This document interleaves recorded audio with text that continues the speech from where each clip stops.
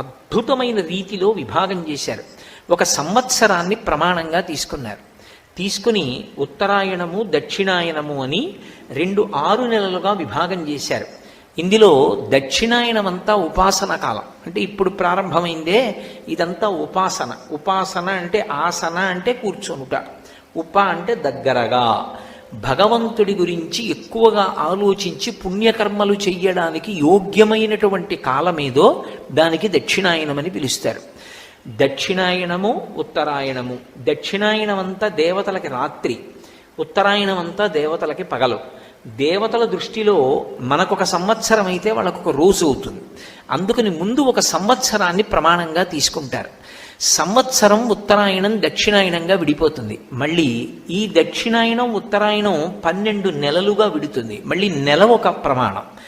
మళ్ళీ ఆ నెల శుక్లపక్షం కృష్ణపక్షంగా విడిపోతుంది.